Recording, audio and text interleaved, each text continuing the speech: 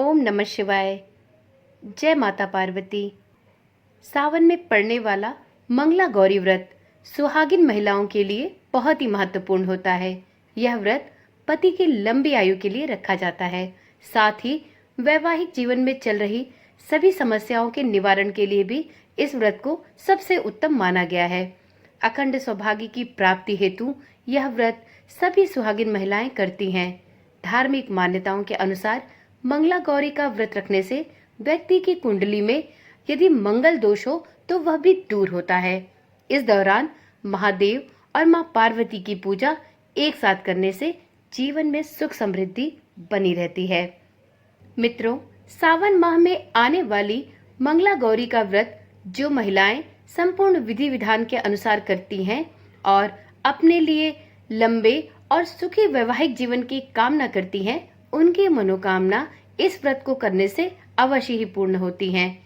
यहाँ तक कि जो महिलाएं उपवास नहीं कर सकती वह भी मां मंगला गौरी की पूजा कर सकती हैं और उनकी कथा का पाठ भी अवश्य कर सकती हैं। ऐसा करने से भी महिलाओं को उनके पति की दीर्घायु का आशीर्वाद माता गौरी और प्रभु भोलेनाथ के द्वारा प्राप्त होता है।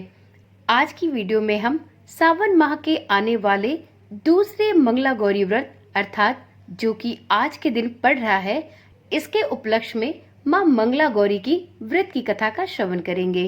तो इस कथा को सभी सुहागिन महिलाओं को अवश्य सुनना चाहिए। ऐसी मान्यता है कि इस व्रत कथा को सुनने मात्र से ही सुहागिन महिलाएं अपने पति की दीर्घायु होने का आशीर्वाद प्राप्त करती हैं। तो चलिए सुनते हैं मंगला गौरी की व्रत कथा। मंगला गौरी व्रत सुहागिन महिलाओं के लिए बहुत ही महत्वपूर्ण है। यह व्रत कुंवारी लड़कियां भी अपने लिए सुयोग्य वर की प्राप्ति हेतु रखती हैं।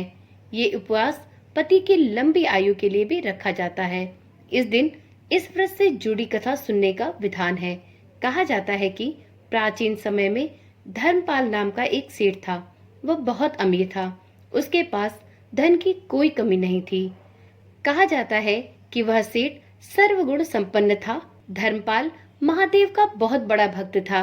वहीं कालांतर में उसकी शादी गुणवान वधू से हुई। शादी के कई साल बाद तक भी उन्हें कोई संतान नहीं हुई। इस वजह से वह दोनों बेहद ही चिंतित रहने लगे। इसी विषय पर विचार करते हुए धर्मपाल सेठ यह सोचने लगा कि अगर उसकी कोई संतान नहीं हुई तो उसके कारोबार का उत्तराधिकारी भला कौन होगा। धीरे धीरे समय बीतता रहा। फिर एक दिन सेठ धर्मपाल की पत्नी ने संतान के संबंध में किसी पंडित से संपर्क करने की सलाह दी। फिर सेठ सबसे प्रसिद्ध पंडित के पास गए और अपनी संपूर्ण समस्या उनके सामने रखी। गुरु ने सेठ दंपत्ति को महादेव और मां पार्वती की पूजा करने की सलाह दी और उनसे बताया कि सावन माह में आने वाली मंगला गौरी व्रत को करें। इससे उन्हें पुण्य की प्राप्ति होगी, जिसके फलस्वरूप उन्हें संतान अवश्य प्राप्त होगी। पंडित जी की इस सलाह के बाद सेठ धर्मपाल और उनकी पत्नी ने भगवान शिव की विधि अनुसार पूजा उपासना प्रारंभ कर दी। साथ में मंगला गौरी व्रत को भी प्रारंभ कर दिया। उन दोनों की भक्ति से प्रसन्न होकर एक दिन माता पार्वती प्रकट होकर बोली, हे देवी, तुम्हारी भक्ति से मैं प्रसन्न हूँ। जो वर मांगना चाहती हो मांग लो। माता पार्वती की बात सुनते ही सेठ धर्मपाल की पत्नी ने माता पार्वती से संतान प्राप्ति की कामना की। इसके बाद माता पार्वती ने उन्हें संतान प्राप्ति का आशीर्वाद दिया। हालांकि उसे संतान तो प्राप्त हुई, लेकिन अल्पायु संतान की प्राप्ति से माता पिता दोनों ही दुखी थे। एक साल बाद धर्मपाल की पत्नी ने पुत्र को जन्म दिया। फिर पुत्र का नामकरण किया गया। इस दौरान धर्मपाल की पत्नी ने ज्योतिष को माता पार्वती के वचन से अवगत कराया। ज्योतिष ने सेठ धर्मपाल को अपने पुत्र की शादी मंगला गौरी व्रत करने वाली कन्या से करने की सलाह दी। बेटे के बड़े होने के बाद सेठ धर्मपाल ने अपने पुत्र की शादी मंगला गौरी व्रत करने वाली कन्या से ही की। इस शादी के बाद कन्या के पुण्य प्रताप से धर्मपाल का पुत्र मृत्युपाश से मुक्त हो गया। तभी से ही मंगला गौरी व्रत की शुरुआत मानी गई है। इस कारण से सभी नवविवाहित महिलाएं इस पूजा को करती हैं तथा गौरी व्रत का पालन भी किया करती हैं और अपने लिए एक लंबी, सुखी तथा स्थायी वैवाहिक जीवन की कामना करती हैं। जो महिला इस उपवास का पालन नहीं कर सकती, वे भी कम से कम पूजा तो करती ही हैं। इस कथा को सुनने के बाद विवाहित महिला को अपनी सास तथा ननद को 16 लड्डू देना चाहिए। इसके बाद वे यही प्रसाद ब्राह्मण को भी देती हैं। इस विधि को पूरा करने के बाद व्रती 16 बाती वाले दिए से माँ दुर्गा की आरती करती हैं। व्रत के दूसरे दिन यानी बुधवार को देवी मंगला गौरी की प्रतिमा को नदी या किसी पोखर में विसर्जित कर दिया जाता है।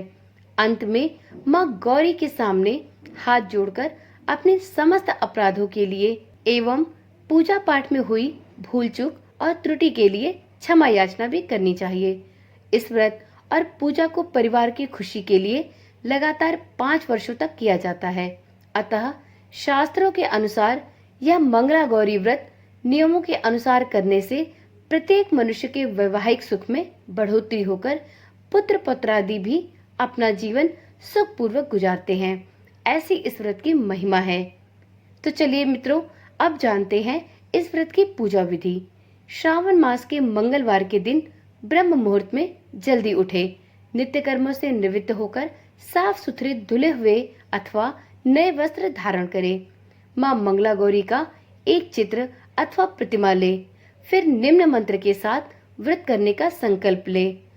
मम पुत्रा पौत्रा सौभाग्य वृद्धे श्री मंगला गौरी प्रीत्यर्थम 5 वर्ष पर्यंतम मंगला गौरी व्रत महम करिष्ये। अर्थात मैं अपने पति, पुत्र पौत्रों, उनकी सौभाग्य वृद्धि एवं मंगला गौरी माता की कृपा प्राप्ति के लिए इस व्रत को करने का संकल्प लेती हूँ।